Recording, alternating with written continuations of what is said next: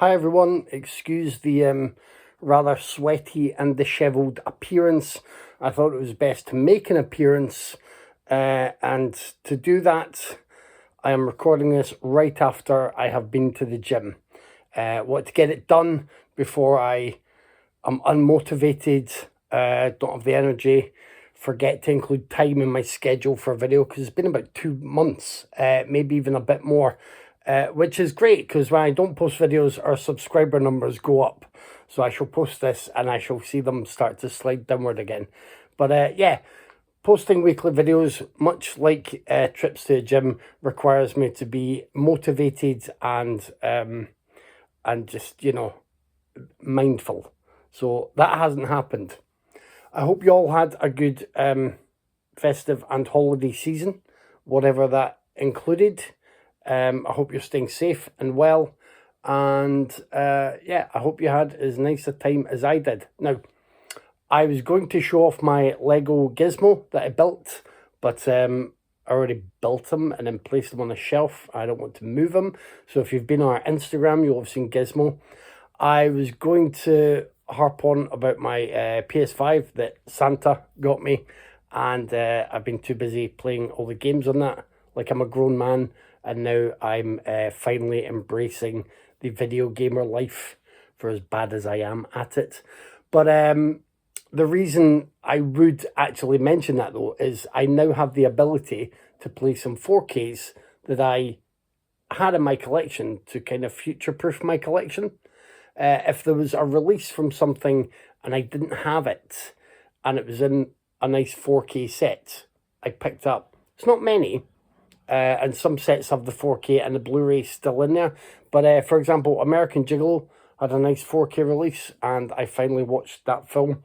Amadeus, which we discussed on the podcast, nice 4K release. I will say, though, you don't get a lot of conversation about acclimatizing yourself to 4K, because it can be a strange experience.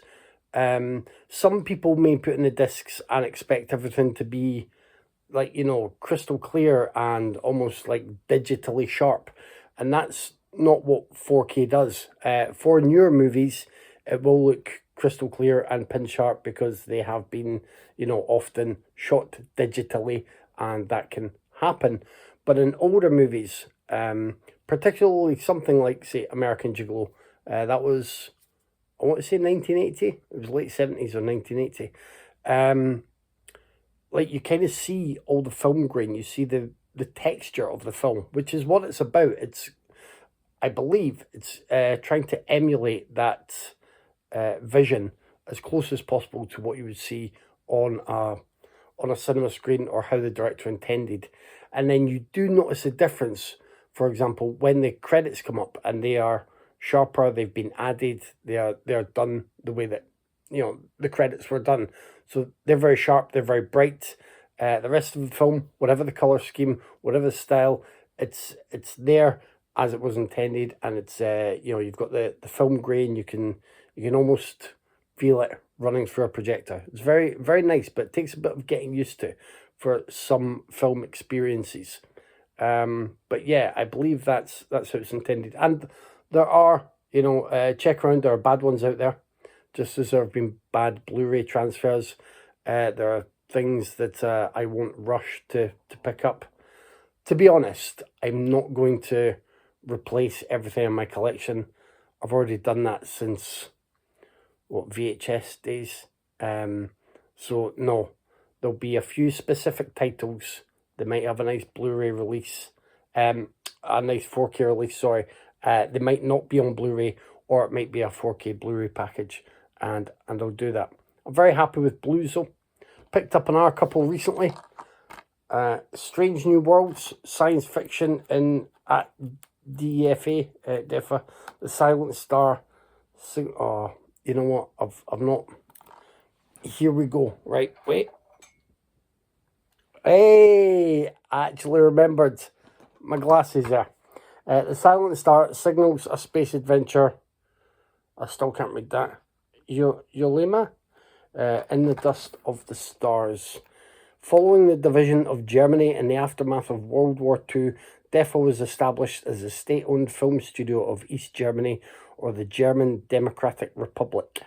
Active from 1946 until its dissolution in 1992, the studio made hundreds of feature films in a diverse range of genres, from hard-hitting dramas to crime thrillers, fairy tale adaptations and westerns. During the 1960s and 70s, it also produced a series of colourful and wildly imaginative science fiction films in which courageous cosmonauts attempt to unravel the secrets of the universe. There we go. I am looking forward to checking these out. I don't know when I'll be able to make time for these. Now, this is from Eureka, and it was released a while ago from Eureka, as was this selection. And I resisted the temptation because I've picked up a lot of stuff that I still have to catch up on.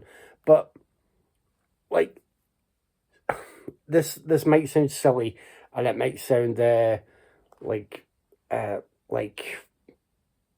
what's the word for it when you're kind of being self-flattering but trying to be subtle about it? Anyway, it's not that. The phrase has gone out of my head. But like watching 4Ks has made me sort of make time for them, because Amadeus was quite a long film. I think it's about 2.5 hours. American Gigolo was 2 hours. There are other things that I've made time to watch, and I've been like, I'm going to make time in my schedule. I'm going to watch this stuff rather than just, Sharknado 7 because it's there and it's easier to get through in 80 minutes.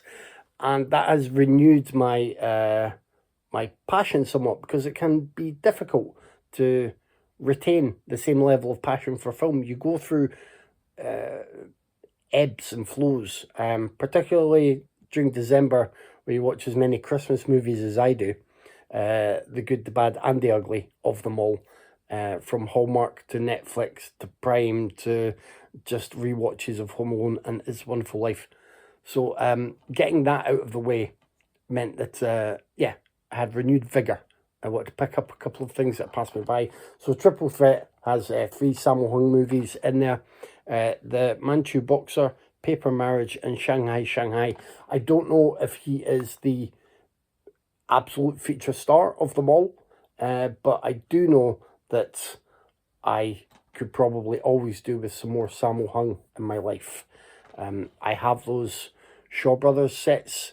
I think I pre-ordered the 5th. There's 4 or 5 of those so far anyway. I have different martial arts movies that have been released from different companies that are a real treat when I make time for them. But I'm very much an amateur dipping my toe in the pool compared to fans who know the names, who know the performers and the the background to getting these films made. But it's always great to have more material, and also there are some nice extra features here that that I may have time to delve into and learn a bit more. A couple of commentaries here, a little booklet and stuff. Very nice. So that's it. It's just a brief video this week. Probably would have been even briefer if I'd remembered all the words that I wanted to say. But there you go. It's better than nothing. We shall see when the subscriber number dips. And I apologise for my absence for those who do enjoy seeing the weekly videos. And Tyler always mentions at the end of the podcast what we put out there on the internet. And he's always said my weekly videos are there. And they haven't been for a while. It's just timing. It's life stuff. It's work. It's, I've been enjoying the things that I then talk about on the podcast and talk about in these videos. So that's, that's a nice problem to have. Anyway. Hopefully it won't be too long until the next video. I know I have some more stuff due, so we shall see when that arrives and see what happens, and I will see you then.